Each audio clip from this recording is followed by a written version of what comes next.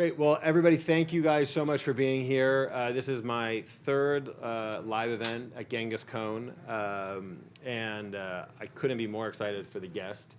Trying to figure out how to sum up this year was next to impossible. What we've been through, what we've experienced, I could never have imagined it. And there are very few people who could help me and ultimately help my community and my audience to really try and process it. So Sam Harris is one of the smartest people I know. There's not a topic that he can't talk about, and I love listening to him. I love taking walks and just having him in my ears and speaking on whatever topics. I never thought I'd learn that much about a woolly mammoth until recently. But if Sam wants to talk about it, I know it's something I need to pay attention to and listen to. So Sam, welcome. Thank you very much. Thank you. Happy to be here. Yeah. Now I get to say dangerously stupid things after that introduction. I actually don't think I've ever heard you say anything that's even slightly remotely stupid. So I'm not worried about that. We're gonna start at the obvious place. We're gonna start with the election. You, I think, had probably the most important podcast post-election, which you called The Reckoning, and it summed up what a lot of people were thinking, a lot of people were talking about, and we're 6 weeks out from the election now. I know this is Lunch with Jamie, it's my conversation, but if you were recording The Reckoning 2, or the continuation from 6 weeks, how would you modify anything that you said? How would you lean into certain things you said? We're not so far away to do a real postmortem, but we're 6 weeks, so now there's a lot of things that become clearer. I'd love to just hear your kind of take on that topic. I don't think I would change anything fundamental. I think I'm still worried that the Democrats aren't going to learn the necessary lessons from what happened. Actually, I mean, the fact that we're sitting here is a symptom of that. I mean, I forget when you asked me to do this, but I think it was after you sent an email to your list, basically suffering along with your friends about the result of the election, and you said your preamble was something like, as a cisgendered white man, I can't imagine what our black and brown and green friends are going through. Yeah. Sorry to exist, essentially. And I mean, honestly, I think that is the style of conversation around pressing social issues that we have to perform an exorcism on. I think our loss was overdetermined, but I think that is one of the most salient reasons why we lost, right? And why we have 4 years of Trump. Yeah, and I did get that message from Sam, and and as I was trying to figure out the right words post the election, I on the one hand, I completely understood why you identified that as the exactly what's wrong, and at the same time, I do think that there's and you do this so eloquently, and I talked to Jaron, who works with you, about this. You're able to figure out a way to thread that needle of being able to talk about very, very tough topics, very sensitive topics, yet you're able to get information out that's necessary without offending most people, as you've told me before. You do offend some people. And if you wait long enough, I think I offend everybody, right. But it just takes a while. Let's see where we get today. But I think that, so you were right. I mean, I'm not sure how I would have reworded that email if I had had the conversation with you beforehand. But I do think, as we get into this conversation of identity politics, I do think the question becomes, if you're now, remaking the Democratic Party, you're now talking about, eliminating that concept of identity politics, however you want to define that.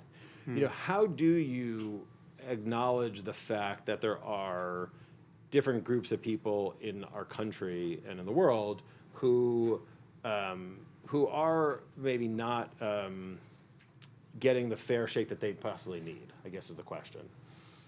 Yeah, well, so I mean, the word there is fair, and so the question is, what is fair, and how can you track fairness? And the problem with identity politics is that it really is, its core tenet is the past was so unfair that the only appropriate redress for those sins is not to be fair from now on, but to be unfair in a new way, so as to perform some kind of restitutional, resetting of some kind of equity calculation, right? So we need to get, not everyone's at the same starting line, right? And it's true, not everyone is. I mean, you can point to, the legacy effects of our unhappy history, especially with respect to race, which are obviously there. The question is, what should we do now, right? And what is ethical to do now, and what's politically pragmatic or even compatible with political survival now. And I think I think most Americans are appropriately horrified by the details of our past and want their neighbors of every identity group to thrive, right? Yes, there are some racists left somewhere, right? But the question is, what changes what would change about our society if we could magically find all the racists and get rid of them? I think any analysis of specific problems like health inequality and educational inequality and wealth inequality, none of that's being held in place actively by conscious racists who are being racist, holding people back. And I'm sure you can find a specific exception to that, but that by and large, that's not what we're facing. I mean, the problem with identity politics is if you take a case like what was recently in the news, the Daniel Penny, Jordan Neely catastrophe on a subway in New York. Take a generic version of that. I mean, imagine you don't know the details of this, and you're just hearing about this case. You hear that on a full subway car, a scary lunatic boards the car and starts threatening everybody, and says he's willing to die and he's willing to kill, and and everyone's terrified. There are women and children on the car, and some guy stands up to, at great risk to himself, obviously, to defend everyone, to stop this, and he tries to use the minimal amount of force to do this, but unfortunately he's not a world champion in jiu-jitsu. He's just somebody who has some skills but not enough skills, and he grapples with the guy, and the guy winds up dying, and that's all right? The problem with identity politics, and this is the problem with increasingly as you move left of center in our politics, is that anyone taken in by that framing of our social problems doesn't know how they feel about this situation until they hear the skin colors of the various people involved. And if you rearrange the skin colors, they feel differently, right? If you tell them that the victims were Jewish, they feel differently. If you tell them that the perpetrator, the dangerous lunatic who was killed was white, they feel differently. That's obscene. Right, everyone who spends 5 minutes to actually think about this and any analogous situation has to recognize that that's not an ethical toolkit that is sustainable. Right, you can't wait to hear what color the skin was of the person who died or the person who did it or the bystanders to know how you feel when the situation can be exhaustively described in all of its relevant moral attributes without any reference to that. So that's the first thing. You recognize that is unsustainable. And there are many other ways into this. I mean, the problem with identity politics is that no one in our society cares more about racial difference than nobody in our society cares as much about racial difference as progressives do than white supremacists, right? I mean, like, you have to go that far right to find the analogous conservatives or right of center people who are that fixated on race and racial difference and who are arguing that these differences, these superficial differences between people, are indelible and must be cared about. And that's again, it should be just prima facie obvious that is no place where we want to land, right? And to say nothing of the fact that it's an explicit repudiation of MLK's vision of what the end zone would look like, which is to judge people by the content of their character, not the color of their skin, which was so sane, and everyone knew it until whenever, 2014, something happened in our culture, and we forgot. When you say 2014, what are you picking out at 2014? Well, 2014 is when most of us noticed something was happening. I mean, that was when, it might have been 2015. It's like when you had the canaries in the coal mine on college campuses, people like Nicholas Christakis in the quad at Yale being hectored by a fairly unhinged crowd of undergraduates who, because they were told that they could be responsible, they were grown up enough to be responsible for the Halloween costumes, and if anyone had a costume that would offended them, just have a conversation rather than have some moratorium from the administration. The campus freaked out, and the video was exported to all of humanity, and that was about 10 years ago. Got it. Well, what are specific changes that you would make? Let's role play in the Democratic Party for a second. This is exciting news. You're now the chair of the DNC. Congratulations. Yes. Big day for everybody. I know this is your dream come true. Yeah. What are some changes that you make to, whether it regards to messaging, the platform, or just wholesale changes that you could make? Well, I don't know about policy changes. I mean, I have a couple of heuristics in mind. I mean, one would be, following directly from what I just said, I think until proven otherwise, it's safe to say that any mention of race for more or less any reason is probably, I guess, notice all the caveats there, most, many, most, probably, is probably counterproductive, politically, and probably unethical too. I mean, if you understand that we actually want to get to a place where, again, I'm taking race as the example, but this obviously goes to gender identity and even religion in certain cases. We obviously want to get to a place where superficial characteristics don't matter, right? They don't matter morally, they don't matter politically. No one is going to think to ask the question, how many blue-eyed people got into Harvard, right? How many blondes got into Harvard, right? No one, and if you could look and see that there's some disparity between those numbers and their representation in the general population, no one would think to freak out about it, right? Now, obviously, we're not coming from a history where we discriminated against people based on eye color and hair color. So it's understandable that we are here still grappling with the legacy effects of racial difference. But we know where we want to get to, and we can't lose sight of that landmark. And the problem I have with the Democratic Party generally is that people have not only lost sight of that landmark, they have repudiated it. I mean, it's just like, that's not where we want to get to.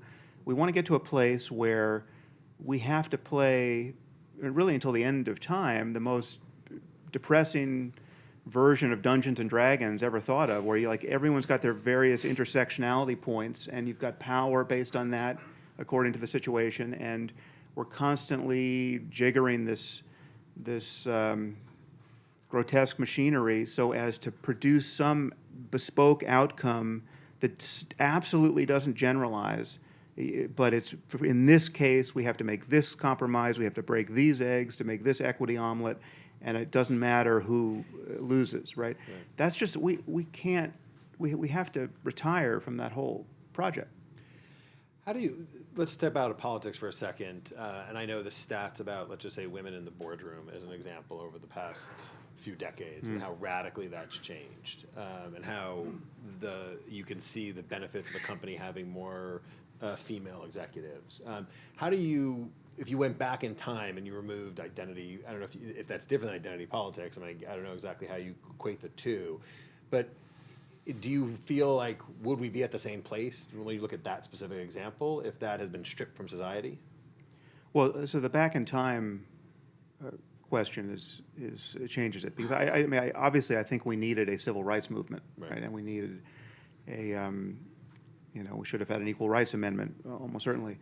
But So none of that conquered ground is something we shouldn't have conquered, and I think it's hard to say at what point there was overreach or at what point we were just not tracking, what was sane and pragmatic and ethical politically. I think you could easily argue that diversity is an intrinsic good, that we want our organizations and our schools to reflect society, in the composition of society in some basic sense. There may be exceptions to that, but generally speaking, it's a totally rational goal. But the question is, what trade-offs are you willing to accept in order to achieve it? And the trade-offs we've been willing to accept until very recently are we'll trade in everything for it, right? And competence, meritocracy, all that goes completely out the window. We just know that the only thing we should be tracking is diversity, equity, and inclusion. Right. And there's something so stultifying about that, and again, morally dishonest. It's all these edge cases, which are not even so far to the edge, where you can point to this identifiable victim, where it's the culture around this case is so clearly insane, and the acceptance of this casualty is so insane and immoral that you just have to pull the brakes. I know someone a professor at Harvard who got fired. She was teaching literally the most popular undergraduate class at Harvard. I think she had 1,200 undergraduates for every term. I think it was on sex differences in people, right? And she got canceled, literally canceled, fired from Harvard. I have lost track of where she is now. I think her academic career may, in fact, still be stalled for saying that there are two biological sexes in humans. Right? This is a fact. Right? So you see one case like that, and there are many, many cases like that that I could name. But you see one case like that, and you see the lack of interest journalistically, the acceptance of it in her department, the fact that you have professors, even tenured professors at Harvard, who are afraid to defend her. You need like an absolute 800-pound gorilla like Steve Pinker to come out of the woodwork and say something in her defense. It's insane. So again, it's not so much a matter of policy; it's a matter of tracking. We don't want to be in the identity politics business at all, right? We want to be in the sane, ethical politics business. Would you say that it's really everything in society kind of swings on pendulums to some extent, right? You go too far one way, too far the other way. Do you feel it's more accurate to say we've sort of lost our way and gone way too far in one direction, as opposed to eliminating the idea completely from life? I mean, it'd be nice to think that everybody would just, understand and that there's a value in having, in the civil rights movement, for example, there's a value in people having basic rights and inherent rights, and I'd like to think the majority of Americans sort of accept that and believe that. But do you think it's a elimination of an idea, or do you think it's the pendulum just needs to swing back and course correct in some way? Well, I think there are bright lines that we shouldn't have crossed, and that we should. If you think of the pendulum swinging back, it has to swing back across that territory. It's easy. Again, with complex problems, you're almost never talking about a perfectly obvious, simple solution for which there's no identifiable trade-off, right? You really are in the space of trade-offs, and the trans issue is way more complicated than many other issues, and it's way more complicated than it tends to seem when we talk about it in public. And it's not even one issue, right? It's not the case of an adult who decides that he or she is in the wrong body and wants to live differently and wants to have surgery to that end. That's one case, and then you have the case of kids who are making the same noises, and that's a very different case because they're kids, and they have parents who are worried about them. It's even a different case if it's boys to girls or girls to boys. I mean, there's a very different psychological and probably hormonal and social dynamics around that. In certain cases, there's obvious signs of social contamination and social contagion, whereas this is spreading like a fad, especially among teenage girls. And in other cases, there's absolutely no evidence of that, and it'd be crazy to think that. So it's just not even one object, and yet, if you are required to take the activist class, as the authority on this, which we have in the Democratic Party and even in our institutions, I mean, even the American Medical Association and the American Pediatric Association and scientific journals, they have been successfully bullied, to my eye, into just taking the activist summary of all of this as, this is one thing, and you affirm it at the earliest opportunity, and anything less is bigotry, and end of argument. It's like when you had that conversation with Rahm Emanuel when he said that small group of shrill voices kind of leading the Democratic Party, which I thought was a great conversation. I want to get back to the election for a minute. I genuinely believe that when Biden left the election, looking back, there's no candidate that would have beaten Donald Trump at that point.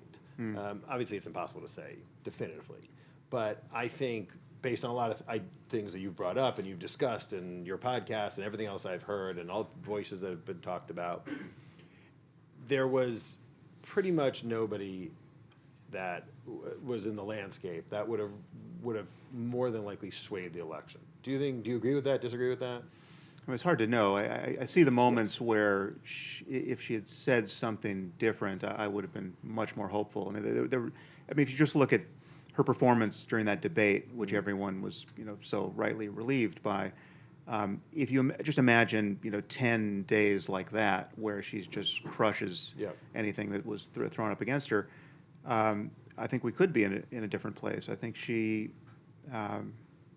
There was several strange things going on, but I mean, one thing that was especially strange is that there's so much stigma attached to having changed your mind in politics or having learned anything over the course of years, that she could. It's like before every interview, she was told by some staffer, "You're going to be asked a lot of questions you don't want to answer. Say whatever you want. We've prepared you with these canned phrases, but under no circumstances can you admit that you've changed your mind about anything." Right? And you're going to be asked a question where you believed A and now you believe B, and they have it on videotape, but you cannot account for this change in your view. So change the subject, attack Trump, do whatever you want. Just get out, just storm out of the interview, but do not admit you changed your mind. And she acted like that had been the directive. And so, but yet it's so easy to, provided there's some rational reason that you changed your mind, it's so easy to talk about that path, however circuitous it is. You can end. I mean, she was especially dinged for not being able to say that anything she would do differently than Biden, right? Which is a version of the same question. But I thought it was just much worse that when she was hit with her prior, very woke statements from 2019 and 2020, that she couldn't articulate a basis for a pivot, and the basis was so self-evident. That's a problem, I think, with politicians across the board, sadly, and it's a problem with society. I mean, people don't want to accept responsibility. They don't want to say they were wrong. They don't want to say they've changed. They don't want to say they've learned. I mean, it seems so obvious, right? I've been in the office for a few years. I've learned a lot of things, and I've changed my mind and realized this is the better path to go in. It seems so obvious. Well, as you say, we're never going to know. You said something in one of the podcasts just about how, and I don't want to put words in your mouth because I'll get them wrong, but a slim Harris margin win was sort of in some ways the worst thing that could have happened.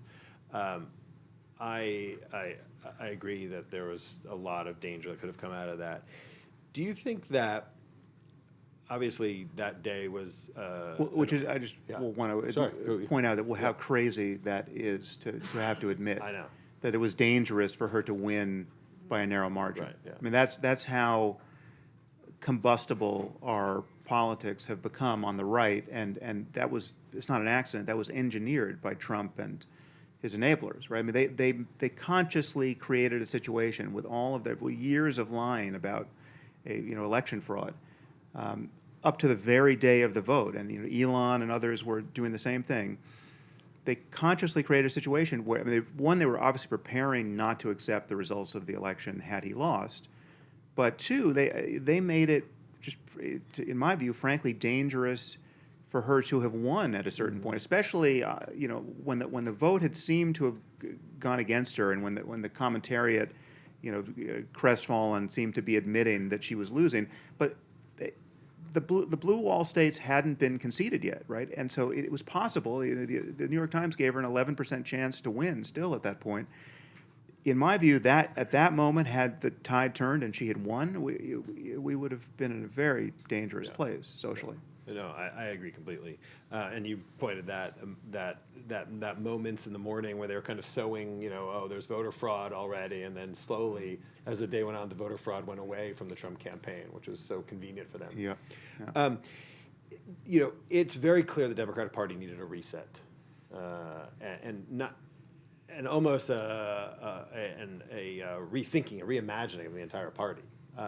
So obviously, I'm never going to find a silver lining in Donald Trump being elected. But at the same time, this was a decisive victory. It wasn't a landslide. I mean, that's just undeniably wasn't a landslide, but it was decisive. This is now kind of where Democrats are starting with a clean slate. There's a whole new set of candidates. I mean, this is what should have happened in 2022, right? I mean, that was the plan. Biden is a transitional candidate. He's not going to seek a second term. We're going to have a clean primary. There's going to be a lot of new exciting voices out there. I'm an eternal optimist. I'm always a glass half full guy. And I'm really excited about a lot of the Democratic candidates.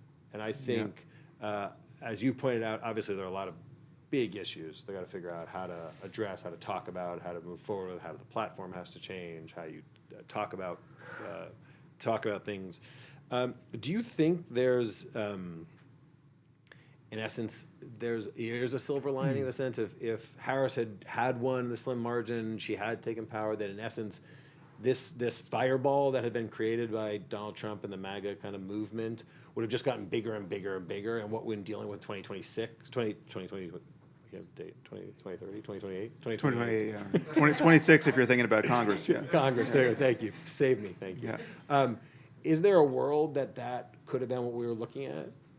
Yeah, no, I think it's a strange counterfactual, but I do think that one possible silver lining of Trump winning is that, and winning decisively, and also winning Congress, and having the Supreme Court, I mean, just completely running the table, is that it has discharged that pent-up energy on the right, which especially crazy energy. I mean, they have gotten, objectively, they have gotten what they asked for. Yeah. And now we have 4 years to see the consequences, and hopefully the consequences will not be nearly as bad as what many of us fear. But whatever they are, the right of center, they can't say they didn't get a chance, right? They can't. There's no conspiracy theory now to spend time manufacturing that the elites managed to stop, our populist political aspirations, because no, it's all. Here you go, 4 years, you have at it. Yeah. Right. Do you get excited at all when you think about some of the new voices? I mean, we don't need to go one by one through them, but when you look at that sort of Democratic playing field now, I mean, there are a lot of, in my opinion, a lot of interesting and really dynamic people. Josh Shapiro, obviously, who was on the stage here with me, is one. Mm-hmm. Do you think that there's an interesting group of new candidates? Yeah. I mean, I probably don't know them as well as you do. I mean, Andy Bashir, somebody who seems like his head is screwed on straight. Richie Torres, who's just a congressman out of the Bronx, I think, who's probably not a presidential candidate in the next cycle, but is someone who clearly, I mean, he's a voice who I really think should be amplified, because he is, unlike many of the people we might talk about, I mean, he's effectively kryptonite to the woke activist class in the Democratic Party. I mean, I think he's black and Latino and gay, and wants nothing to do with identity politics, right? So it's like he's just perfect. Yeah, I mean, but we need sanity coming from people whose truly liberal bona fides are impeccable, Right. and we just need relentless sanity. Yeah. On that. So Yeah, no, I agree with that. Listen, you've said it before. Trump has turned the Republican Party into a personality cult. It is very hard to compete against a cult. It is very hard when facts and evidence and logic don't win in conversation. How do you fight back against that? Like, what is the argument? What is the pushback? it's hard because it is an asymmetric war, informationally and ethically. Right? I mean, it's like we came from. This is a reference point I've referenced a few times, but it still astounds me that it's true. If you think it's about 10 years ago or so, 12 years ago, we come from a period where Obama wearing a tan suit was like dominated the news cycle for like 4 to 8 hours. Right? I mean, you can dimly remember a time where like that was, like, how was that even possible, right? But now, Trump has changed the news coverage of politics. I mean, especially for him, but perhaps for everybody, and especially right of center. It's just nothing sticks, right? Like there is no scandal in Trumpistan that is sufficiently awful so as to actually force some reckoning with with the just the shattering of all of our political norms. We haven't found a way to successfully fight that, right? Going low. I mean, Michelle Obama's when they go low, we go high. Yeah. Hasn't worked, but there's no reason to think that going low works. And what's more, it actually degrades your own integrity, right? So I think we actually have to model the culture that we want, right? I mean, it's like you can't have scientists suddenly lying about their data because it's that's the way to break through on social media, right? So you need scientists to be scientists, you need real journalists to be journalists, and you need ethical politicians to be ethical politicians, right? You can't suddenly just Marjorie Taylor Greene everything left of center because it works for her, and there's reason to think that it wouldn't work left of center. Right. Yeah. I guess that's concerning, though, right? I mean, like, it doesn't, on the Republican side, doesn't really work. I mean, one of the things I want to talk to you about is, you've talked about these guardrails from the Trump presidency, the first Trump presidency, and now we're looking at this next presidency, and we're seeing very clearly there are a lot of these guardrails have been taken off. Who would have thought I'd be, putting a Marco Rubio poster up in my room? Right. Yeah. But when Pete Hegseth poster is the other poster, it's very clear which one I'm. No, buying. I said I would campaign for Mitt Romney at this point, and I Liz reviled Cheney. him as a closeted theocrat. I don't know if you said you'd campaign for Liz Cheney, but you did say where are the the normal Republicans like Mitt Romney and Liz Cheney. I mean, Liz Cheney voted for, I think, with Trump 93% of her time in the last time. No, she's a genuine hero in my book. A hero. Yeah. But Joni Ernst, seemed like the one who was going to really fight back this Pete Hegseth nomination, and Trump unleashed the MAGA, sort of posse on her, and sure enough, now she's excited to work with him going forward. Right. Are you genuinely concerned about these guardrails being kind of taken off now? Yeah. Well, I'm concerned that we've blown through them, and that fact in and of itself is hard to keep in view. Right. It's not. So I spent a lot of time complaining about Trump and Trumpism, but I certainly more and more I reserve something like 100% of my complaint to things that have already happened. Right, I'm not focused on the hypotheticals. Yeah. I mean, I can talk about the hypotheticals, and I'm certainly worried about the future, but I'm worried about the ground that's already been lost that is so hard to acknowledge as lost, right? So I mean, we're living in a society now where you have normal Republicans in Congress who vote certain ways or not based on a perceived threat to their lives and the lives of their families. I mean, we know from Mitt Romney and Liz Cheney that there were members of Congress who would have voted to impeach Trump, but they were literally afraid that they or their families could be killed by the MAGA cult, right? I mean, that's already fascism, right? Now, I'm not saying Trump is Hitler. I'm not saying we're going to, we live in Weimar, Germany, there are claims in that direction that I think could be or are hyperbolic, but we've already seen our political culture, right of center, take obvious steps in the direction of fascism and just the acquiescence to that level of demagoguery and threat. And it should be totally unacceptable to normal Republicans. And if there are consciences to appeal to politically, discursively, across the aisle, I think we should never stop trying to do that, because right. It's long been rumored. I mean, I haven't been privy to these conversations, but it's long been rumored that in private, normal Republicans will concede, almost everything I would want them to concede about Trump. 100%. Yeah. That's the most frustrating thing. I mean, so many politicians I've had conversation with, talk about this, the conversation they have behind closed doors, and once this camera comes on, it's like a different person. And that's a real challenge. I had a conversation with Jim Vandehei, who said, one of the founders of Axios, who said, if Trump withdrew from the election this year at some point, the person who would have picked up the mantle wouldn't have been a Nikki Haley, it wouldn't have been a Marco Rubio, it would have been a Tucker Carlson. Mm-hmm. I don't know if you agree or disagree with that, but also, do you think the Republican Party is kind of so far gone that there's a real clear way of pulling it back? Yeah, I wouldn't trust my intuitions about this. I certainly worry that a demagogic person like Tucker could be the future or the near future of the party, right? I mean, one would hope it could pivot back to something totally normal and recognizable. I mean, again, like the people you've named, Rubio, et cetera. But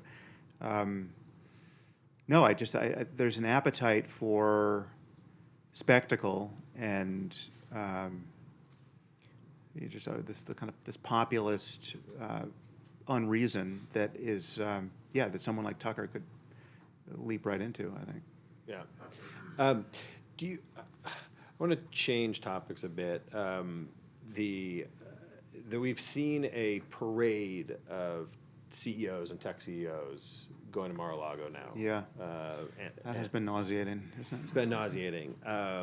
There's one argument I've heard from our friend Scott Galloway, who talks about this concept that, end of the day, these guys run public companies. Donald Trump is the president. If they can figure out a way to curry favor with the new president as someone they're being responsible to their shareholders. Mm-hmm. And I see that. It'd be equally nauseating, and you would like to think that there's a line not to cross. But are they doing what they need to do? Is it just there's no way you can defend what they're doing? What do you think? Well, I can't defend it. I mean, I understand that argument that their fiduciary duty is to shareholders, right? But all of these guys do a lot of things that can, move their brand around with economic consequences for whatever reason, mm-hmm. right? I mean, they live public lives. They get married, they get divorced, they buy huge boats, they say dumb things on television. I mean, they do things which are arguably not good for the bottom line, because that's how they want to live, right? And in this case, I just wonder how wealthy you have to be to have a spine. I mean, that's really the question. It is frankly abject to have said all of these perfectly defensible, critical things about Trump. Describing him essentially as a proto-fascist, which many of these guys have, and then to go bend the knee, hoping to curry favor with him now that he's in office. I just think there's no need to do it, right? And where are the shareholders going to force you to do it, right? I mean, you could, again, they're not forcing you to pick a different wife or pick a different husband or what. I mean, I just think ethical integrity is important in these guys. Well, but the flip side though is that we know how Trump works. We've seen it. He likes people who kiss his ass. And at the end of the day, if you are a company where the government can give you contracts or can ultimately set regulations that is going to directly be detrimental to your company, is there a responsibility? Again, I still come to the same place where I think you should have a spine, you shouldn't go, and you should stick with your morals and what you've said. But I think it would have been easy enough for these guys, I won't name names, but we know who we're talking about. It would have been easy enough for any of these guys to have said, listen, this is still America, it's still a nation of laws. If Trump is going to disadvantage my company and our shareholders because I think he's an odious asshole, there are laws against that, and there are journalists who are going to look into that. And if this no longer matters in America, well, then we're in a very dark place. But I'm not going to go kiss this guy's ass because what I actually believe about the situation is we're in this awful circumstance where we have elected again to the presidency a game show host who is totally unqualified for the role. Right now, any one of these guys worth $10 billion or $100 billion could have said that, and there's just no. I mean, I would argue that at least half of our society would have doubled down on their use of their product, right? Yeah. I mean, it's just. I think I'm going to bottle those words and send them out to the rest of Okay. the CEOs who haven't been there yet. Yeah. There's been talk of sort of the two-party system, and that we need third party, we need additional parties. Where do you come out on that? I just witness the fact that it seems stillborn every time someone starts talking about it. It just seems like it's such a heavy lift. I think we need a reboot of the Democratic Party. I mean, and I think we should do it by 2026 to use your year, because I think you have the midterms, but you also have the 250th anniversary of the nation, and I don't think that should become a spectacle of MAGA triumphalism and just whinging Democrats, right? I mean, I think Democrats by 2026, by July 4th, 2026, we need to have our patriotic, enthusiastic, fun politics together, right? We can't be whining over this spectacle of a Trumpian birthday party.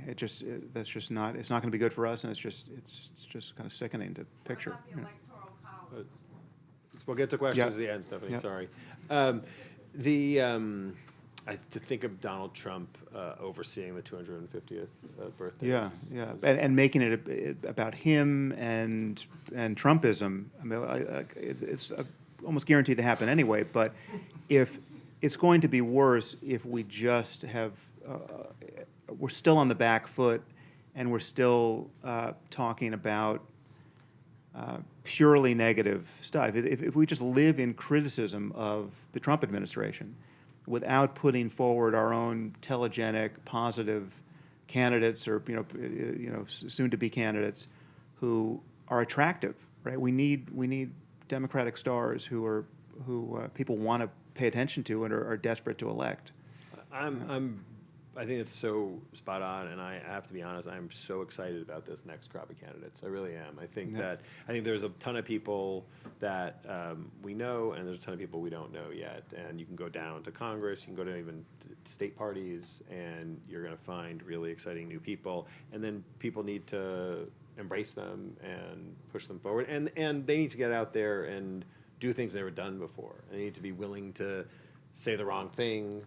Yeah. They need to be willing to say why they've changed policies or why they've moved from different perspectives. And I mean, that's what's been so insidious about politics, left of center. I mean, the saying the wrong thing piece, right? Like the fact that everyone has been walking on eggshells. There are third rails hemming us in on all sides on a dozen topics. Even to have wanted a policeable southern border was racism, right? I mean, to be convicted of racism not too long ago. So the fact that everyone left of center is so worried and so tongue-tied, and so everyone's trying to do four-dimensional intersectional math on every question, lest they offend some interest group, right?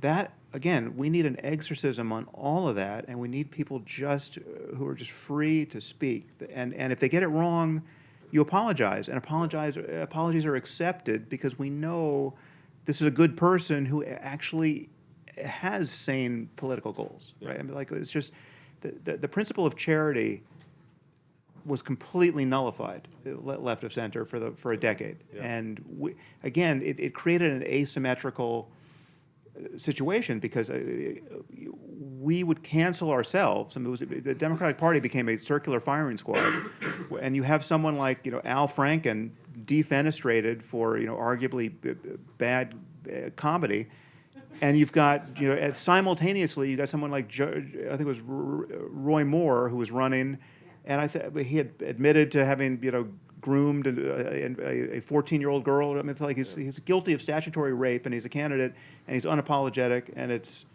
all fine, right? So like it's not an equivalent situation as you move right of center, and journalism didn't know how to deal with it, and so we have to just behave differently. We're going to get to questions in about 10 minutes. So if you have a question, get ready to ask. Let's talk about the media for a few minutes. We're at a place where it is very hard to get factual information out to society. Makes it very hard to have a functioning democracy when you have 24-hour news shows that are pretty much editorial shows and not news shows. You have the same thing going, obviously, podcasts. We don't have to talk about that. But that's how people are getting their facts. Yeah. Right. And I had this revelation during the 2016 election when I heard someone interviewed at a Trump rally, and they were just spewing the facts that Tucker Carlson and Sean Hannity had told them. And some people say, well, it's their responsibility to do some fact checking and look at 3 different sources. But if you're a person who's working a tough job, is trying to put food on the table, trying to get the kids to bed, trying to help them do their homework, and then just trying to go to sleep to do the next day, it's hard to go listen to 3 different sources. How do we get to a place where we're getting facts out to society in a way again? Yeah, that's the trillion-dollar question.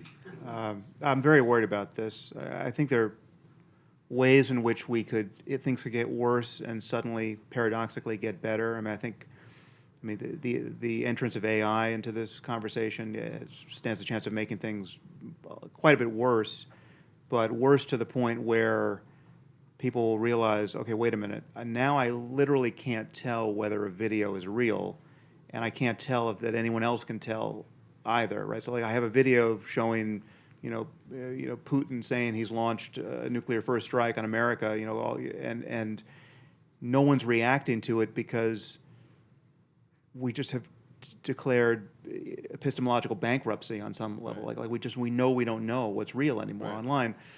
If we got to that place, and I think we could get to that place, then strangely, I think many of us, most of us, perhaps all of us, will realize we have to default back to a much older system of gatekeepers, where it's like, okay, the New York Times has a method to tell whether video is real, and I'm not going to, unless it's got this, the Getty Images watermark on it, I'm not going to trust it, right? Or whatever it is.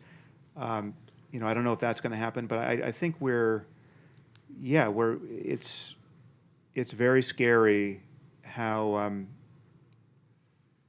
we've created a system of incentives where it's just truth tracking is not well incentivized, and really the antithesis of it is. I mean, it's just the most inflammatory, semi-plausible thing is the thing that wins online. Yeah, I had said at one point that I thought MSNBC and CNN were sort of just as culpable as Fox News was in sort of this inability to get facts out. I don't think that's fair. I don't think that's accurate. I think that CNN and MSNBC do a better job and do care about facts, but what they don't care about is letting people with different points of view and different perspectives have a voice and to have an opportunity to say, oh, wow, that was a really interesting point. I'm glad you brought that up, as opposed to just sitting there waiting to pounce on the gotcha moment. Yeah. I mean, the misleading clip is we are going to live or die by the quality of our clips in the future. I mean, I run into this with people, with even with seasoned journalists who have been taken in by a deliberately misleading clip, and there's such a lock-in around that first impression, right? I mean, the classic one that I talk about a lot, but there are many other examples. It's just the fine people on both sides hoax, effectively, that everyone left of center believes that Trump at a press conference after Charlottesville said that there were fine people on both sides, and what he meant by fine people on the right side were neo-Nazis and white supremacists, right? And that was just Biden claims to have launched his campaign on the basis of that press conference because of precisely. What did he actually say? I know you wrote a piece he on was this. he just very he again, he was Trump, and there's a bit of word salad, and he's not speaking great, but he was intelligible, and it was clear. He clearly said, "Listen, I'm not talking about the white supremacists and the neo-Nazis. They should be condemned utterly." But and then he went on to say what he clearly believed is that there were other people who were objecting to Confederate statues being torn down, and these are just people who didn't want their war memorials torn down, and so he was singling them out as fine people. Great, you can argue with that perhaps, but still, if saying to a press corps, I'm not talking about the white supremacists and the neo-Nazis, they should be condemned utterly, isn't sufficient to inoculate all of public opinion against the idea that you were singling them out as fine people, then we're just doomed, right? And it wasn't sufficient. Still, if I had to bet, the most famous people among Democrats still believe that's what he said and that's what he meant. I have to say I was truly embarrassed listening to when you brought that up recently on a podcast, and then I went and read your piece. Not to sell out this room here, but raise your hand if you knew the full context of Trump's comment, and you didn't think that he did say there were fine people on both sides referring to neo-Nazis. Raise your hand if you believed it was neo-Nazis he was talking about. So only a small group of you. So I'm one of the least smart people here. Well, your souls have now been saved. Yeah, exactly. You guys, wow. It's big. By the way, see, my audience is very smart. Yeah. But yeah, I mean, that is this news media issue. You bring up great comments about Joe Rogan and the fact that if he's going to be on these 3-hour podcasts and be kind of voice of news and information, the idea that he's not going to push back is just unacceptable. Well, I mean, you can see how he gets there, right? I mean, he's a comedian. Right. He knows he's not this omnibus expert on all the topics he's going to touch. He touches every topic under the sun. He's created a little university for himself. He can just bring in anyone he wants to talk to, and so you can't blame him for wanting to do that, and for having found an audience that wants to see him do that, right? So it's easy to see how he got there, but he doesn't feel, apparently, he doesn't feel like the burden is on him to really do his homework, or to get someone to help him do his homework, or to get someone to fact check in real time or something, when he's got these truly high wire moments where he's talking about really important things with really important people on the cusp of an important election, and the person in front of him is lying with nearly every sentence, and he's basically laundering this person's by default. He's laundering this person's reputation in front of the largest audience on planet Earth. It's like at a certain point you have to say, okay, this is a sobering responsibility, but it is a responsibility, right? And I'm ill-equipped to do this effectively. Have you had that conversation with Joe Rogan? Do you know Joe? I do know him. Yeah, he and I have not burned up the text threads much of late, but I have both in public and in private. I think it's gotten through to him that I think this about what he's doing. Yeah, I mean, because he's a talented guy. Obviously, he's got a massive audience, and I think he's a so very good. Too. He's a very good guy. I mean, but he's not tracking the unintended harms of his style of entertaining his audience. Yeah. I want to get to X for a second. I was never a big Twitter user, but I was obviously on it when Elon Musk took it over. I completely, stopped even looking at it and tried to do what I think Scott Galloway and Kara Swisher talked a lot about, not opening it and asking people to send them information on different platforms. My concern, though, you've talked a lot about people should just not be on X, need to leave X. It's an awful place. The question becomes, if all of the Democratic voices leave X and go to Blue Sky, just as an example, doesn't that make the situation even worse than we're in right now? Like, how do you create the public square where people can actually begin to have conversation and push back and fact check and say something's just not, something's just wrong if you leave that platform? Well, so I don't think it's best done. I mean, even if you admit that we need something like a digital public square, I don't think that's best built as the sandbox for the now increasingly deranged richest man on earth who really just lives as a kind of internet troll now.